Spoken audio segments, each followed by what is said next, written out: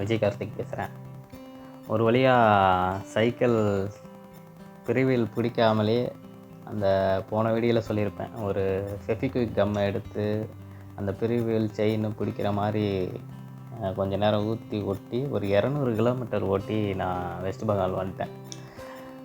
இந்த வெஸ்ட் பெங்கால் வந்த பிறகு தான் எனக்கு ஒரு நம்பிக்கை வந்துச்சு. எதனால் அப்படின்னா, நம்ம சைக்கிளை இந்த ஊரில் நம்ம சரி பண்ணிடலாம். ஏன் அப்படின்னா, இது நகரம். இந்த நகரத்தில் எப்படியும் கீர் சைக்கிளை சரி பண்ணுறதுக்கான வாய்ப்புகள் நமக்கு கிடச்சிரும் அப்படிங்கிற ஒரு நம்பிக்கை வந்துச்சு. இந்த பிரிட்ஜு, இது ஹவுரா பிரிட்ஜ் அப்படிம்பாங்க. இந்த பிரிட்ஜை நான் முதலாக எப்போ பார்த்தேன் அப்படின்னா, ஆதவன் படத்தில் வடிவேலும் சூர்யாவும் ஒரு சின்ன காமெடி இருக்கும். அந்த வடிவேலை கட்டி தொங்க விட்டு போயிடுவாங்க.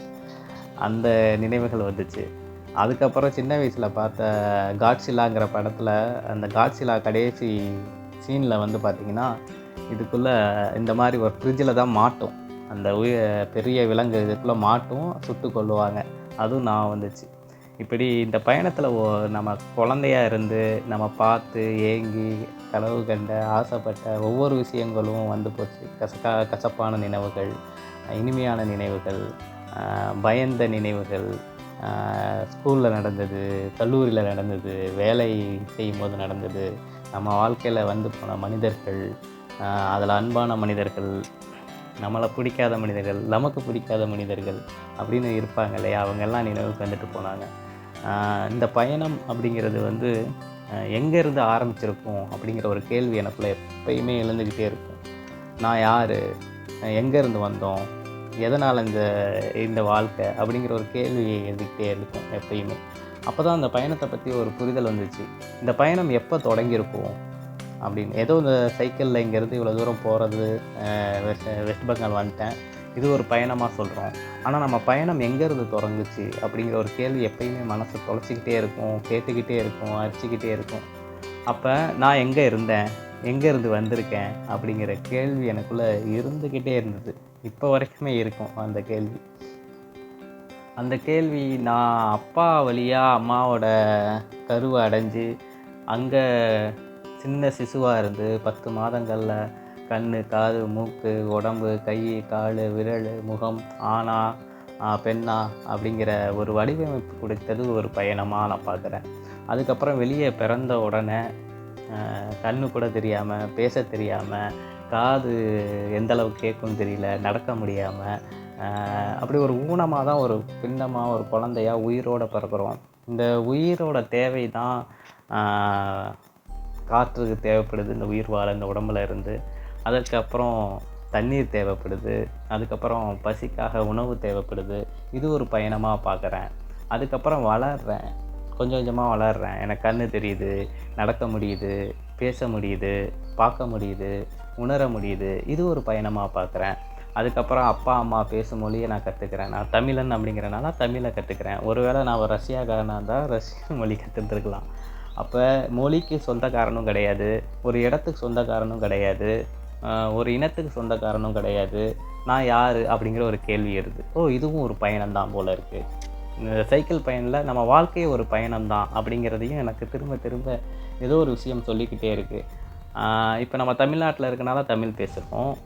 இதே நான் வேறு ஒரு நாட்டில் பிறந்தேன்னா வேறு மொழி தானே பேசியிருப்பேன். ஒருவேளை நான் ஒரு காட்டுவாசியாக பிறந்திருந்தால் மொழி இல்லாமல் கூட இருந்திருப்பேன் இல்லையா அப்படிங்கிறது. அப்போ இந்த வாழ்க்கை பயணம்ங்கிறது அப்பா வழியாக ஆரம்பித்த மாதிரி இருந்தாலும் அதுக்கு முன்னாடி நான் எங்கே இருந்தேன் அப்படிங்கிற ஒரு கேள்வி இருந்துகிட்டே இருக்கும். இந்த உயிர் எங்கே இருக்குது, எங்கேருந்து வந்துச்சு, எங்கேருந்து பயணிக்குது அப்படிங்கிற கேள்வி எப்பயுமே கேட்டுக்கிட்டே இருக்கும் இந்த பயணத்தின் போது. ஏன் அப்படின்னா, ஒரு தனிமை, நம்ம மொழி பேசக்கூடிய நபர்கள் யாரும் கிடையாது, யாரையும் அது கூட பகிர்ந்துக்க முடியாது. அப்படிங்கும் போது எனக்குள்ளே நான் பேசுகிறேன், எனக்குள்ளே இந்த சில பதில்கள் வருது. அப்புறம் என்னோடய பயணம் பிறக்கும்போது ஒரு ஊனமாக ஒரு உயிரோடு பிறந்த உடல் தான் வளருது. ஒரு குறிப்பிட்ட வயசு வரைக்கும் அந்த சூழலுக்கு ஏற்ற மாதிரி மொழிகளை கற்றுக்குது, வாழ்க்கை முறைகளை கற்றுக்குது. அதுக்கப்புறம் பார்த்திங்கன்னா பள்ளி பயணம். பள்ளிக்கு போகும்போது நமக்கு எழுத படிக்க தெரியாது. முதலாக டீச்சர் வந்து ஆனா அவனா எழுதி தரக்கூடிய அந்த ஒரு பயணம். அதுக்கப்புறம் ஆங்கில மொழி ஏபிசிடி கற்றுக்கிற ஒரு பயணம். அப்புறம் 1, 2 கற்றுக்கக்கூடிய ஒரு பயணம். அதுக்கப்புறம் எழுத்து கூட்டி வாசிக்கிற ஒரு பயணம். அங்கே தப்பு செஞ்சு டீச்சர்கிட்ட அடி வாங்குற ஒரு பயணம், அதே மாதிரி வீட்டில் குறும்பு செஞ்சு அடி வாங்குற ஒரு பயணம். இப்படி பயணத்தை சொல்லிக்கிட்டே போகலாம். அதுக்கப்புறம் வளர்கிறோம், நமக்கு உடல் வளருது, அதே உடலோடு சேர்ந்து கொஞ்சம் அறிவும் வளருது. அதுக்கப்புறம் அறிவு ஒரு பாட புத்தகங்களை படிக்கிறது மூலமாக ஆசிரியர்கள், அறிவியல், சமூக அறிவியல், தமிழ், ஆங்கிலம் இதெல்லாம் சொல்லும்போது நமக்கு ஒரு அறிவு வளருது. அப்போ உடலும் வளருது, அறிவும் வளருது. ஆனால் பிறக்கும் போது எதுவுமே இல்லை, உயிர் மட்டும்தான் இருந்துச்சு. உயிர் இல்லைன்னா எதுவுமே இல்லை அப்படிங்கிறது மட்டும் புரியுது. அப்போ உயிர் தான் நாம அப்படிங்கிற ஒரு கேள்வியும் அந்த பயணத்தில் எனக்கு ஏற்பட்டுக்கிட்டே இருந்தது. அதுக்கப்புறம் அங்கேருந்து சிந்திக்கும் போது ஒரு வயது வரைக்கும் உடல் வளருது, உடலோடு அறிவு வளருது. அதற்கு பின்னே அறிவோட கொஞ்சம் மனமும் வளருது அப்படிங்கிற மாதிரி ஒரு பயணத்தை நான் பார்க்குறேன். அறிவு, உடல் வளருது, அறிவு வளருது, அதுக்கப்புறம் மனம் வளருது. அப்போ அறிவு பக்குவப்பட மனம் அப்படிங்கிறது ஒன்று இருக்கிறதும் விளங்குது. மனம் வளர வளர அதற்கு பிறகு என்ன இருக்குது அப்படிங்கும்போது நமக்குள்ள உயிர், ஆரம்பத்திலேயே சொன்ன அந்த உயிர் தான் உடலாக இருக்குது, அந்த உயிர் தான் மனமாக இருக்குது, அந்த உயிர் தான் நாமளாக இருக்கும். அப்போ உயிர் இல்லைன்னா எதுவுமே இல்லை. இந்த உயிர் தான் அனைத்துக்கும் உரிமையானது. இந்த உயிர் எங்கேருந்து வந்தது அப்படிங்கிற கேள்வி தான் ரொம்ப ஆழமான கேள்வியாக இருந்துச்சு இந்த பயணத்தின் போல். அப்போ ஒரு மனிதனோட ஆரம்ப காலத்தில் உடல் வளரணும், அதற்கு பிறகு அறிவு வளரணும், அதுக்கப்புறம் உடலும் அறிவும் சேர்ந்து வளரணும், அதுக்கப்புறம் அறிவு மட்டும் வளர்ந்தால் போகாது, அறிவோடு சேர்ந்து மனம் வளரணும், மனம் பக்குவப்படணும். பக்குவப்பட்ட மனம்தான் நல்லது கெட்டது எதுன்னு தெரியும், வாழ்க்கையில் அனுபவங்களை கரெக்டாக புரிஞ்சுக்கிட்டு அதை எங்கே பயன்படுத்தணும் எங்கே பயன்படுத்தக்கூடாதுங்கிறது மனம் வளரணும். அப்போ மனம் வளர்ந்த பிறகு மனமோடு சேர்ந்து உயிர்னு, இந்த மனம் இந்த உடல் கிடையாது, அறிவு கிடையாது, இந்த மனம் நாம் உயிர் அப்படின்னு இந்த மனம் புரிந்து கொள்ளணும் அப்படிங்கிறது தான் வாழ்க்கை பயணம் முடியுது அப்படிங்கிறத நான் உணர்ந்தேன். அப்போ இந்த உயிர் தான் நாம், இந்த உயிருக்கு தான் இந்த உடல் இருக்குது, இந்த உயிருக்கு தான் இந்த உலகம் இருக்குது, இந்த உயிருக்கு தான் பஞ்சபூதங்கள் இருக்குது, இந்த உயிருக்காக தான் அனைத்தையும் இயங்கிட்டு இருக்கு. அப்போ நம்ம ஒரு சின்ன உயிர்னா ஒரு பேருயிர் இருக்கும் இல்லையா அப்படிங்கிற கேள்வி இந்த பயணத்தில் எனக்கு விளங்குச்சு. இந்த பேருயிர் யாராக இருக்கும்? அதுக்கு தான் ஒவ்வொருத்த மதத்துங்களையும் ஒவ்வொரு மார்க்கங்களையும் அதை கடவுள்னு பேர் வைக்கிறாங்க. ஒரு முஸ்லீம் அதை அல்லாங்கிறாரு, ஒரு ஹிந்து அதை சிவம்ங்கிறாரு, ஒரு கிறிஸ்டியர் அது கர்த்தருங்கிறாரு. இதே கடவுளே இல்லைன்னு சொல்கிறவங்க நமக்கு அப்பாற்பட்டு ஒரு சக்தி இருக்குன்றாங்க. அப்போ அந்த பேருயிர்லேருந்து தான் இந்த சின்ன உயிர் வந்திருக்கு, அது மனித உயிராக இருக்குது. இந்த மனித உயிர் அத்தனையும் அனுபவிச்சுட்டு இந்த பேருயிரை அடையிறது தான் வாழ்க்கையாக இருக்கும் அப்படிங்கிறது இந்த பயணத்து மூலமாக புரிஞ்சுக்கிட்டேன், உணர்ந்துக்கிட்டேன் அப்படிங்கிறது எனக்கு தோணுது. அதுக்கு மேலேயும் இந்த உடம்பை விட்டு இந்த உயிர் போன உடனே அது முடிவடைகிறதா நான் உணரலை. அதுக்கு மேலே தான் வாழ்க்கை இருக்குது. அதை தான் ஆன்மீகங்கிற பேரில் நிறையா சொல்லியிருக்காங்க. அதை ஐம்புலங்களால் உணர முடியாதனால அதை அறிவியலாக நிரூபிக்க முடியல அப்படிங்கிறதையும் புரியுது. ஆனால் ஒவ்வொரு மனிதரும் அந்த இறப்புக்கு அப்புறமும் வாழ்க்கையை வாழ்வாங்க அப்படிங்கிறது உண்மையாக தான் இருக்கும் அப்படிங்கிறதையும் உணர முடியுது.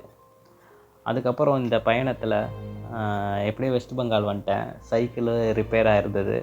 அந்த இடத்துல சந்தித்த நபர்கள் எனக்கு அவ்வளோ அன்பாக, அவ்வளோ பாசமாக, அவ்வளோ நேசமாக என்னை நேசித்து எனக்கு உதவி செஞ்சதெல்லாம் சொல்கிறதுக்கு வார்த்தையே இல்லை.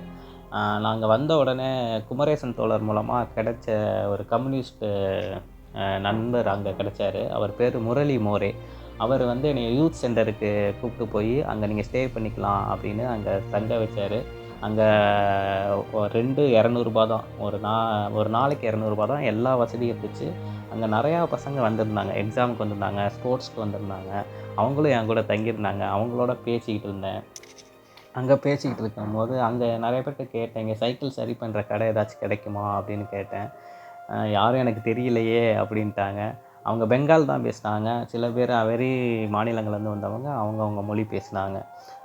ஹிந்தி தான் இந்தியாவோட தாய்மொழி நேஷ்னல் லாங்குவேஜ்னு சொல்கிறாங்க. ஆனால் அது அப்படி கிடையாது.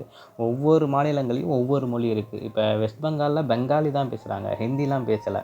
நமக்கு ஹிந்தியும் தெரியாது, பெங்காலியும் தெரியாதுன்னு வச்சுக்கோங்க. ஆனால் அவங்க பேசுகிறது ஹிந்தி இல்லைங்கிறது உணர முடிஞ்சுது. அதுக்கப்புறம் சைக்கிளை சரி பண்ணுறதுக்காக அந்த ஊர் ஃபுல்லாக தேடுறேன். ஒரு சைக்கிள் கடை கூட கிடைக்கல. அப்புறம் தியாகராஜன்கிட்ட ஃபோன் பண்ணி, டேய் ஏதாச்சும் ஆன்லைனில் பாடுறேன், சைக்கிள் ஷாப் ஏதாச்சும் இருக்கான்னு பார்த்தா, டேய் எதுவும் தெரிய மாட்டேங்குதுடா அப்படின்றான். அப்போ அந்த ஊரை சுற்றி சுற்றி வரும்போது அங்கே ஒரு கீர் சைக்கிள் நின்றுச்சு. அந்த கீர் சைக்கிளோட ஓனர் யாருன்னு பார்த்தா 2 பசங்க இருந்தானுங்க. அவங்ககிட்ட கேட்டேன், இந்த மாதிரி சைக்கிள் ரிப்பேர் ஆகிடுச்சு, செயின் அந்த பிரிவில் இதெல்லாம் மாற்றணும் அப்படின்னோன்னு அவங்க கூப்பிட்டு போய் அந்த வெஸ்ட் பெங்காலில் உள்ள அங்கே கூப்பிட்டு போனாங்க. கூப்பிட்டு போய் அங்கே பார்த்திங்கன்னா இப்போயும் மனுஷன் இருக்கக்கூடிய அந்த கை ரிக்ஷா வண்டிலாம் இருந்ததை பார்த்தேன். ரொம்ப ஒழுக்கமான ஒரு ஸ்லம் ஏரியா மாதிரி இருந்தது. அங்கே தான் இந்த பசங்க 2 பேர்த்தையும் பார்த்தேன். பார்த்த உடனே நான் தமிழ்நாட்டிலேருந்து வந்திருக்கேன் அப்படின்னோடனே அவங்களுக்கு ஒரே ஆச்சரியம்.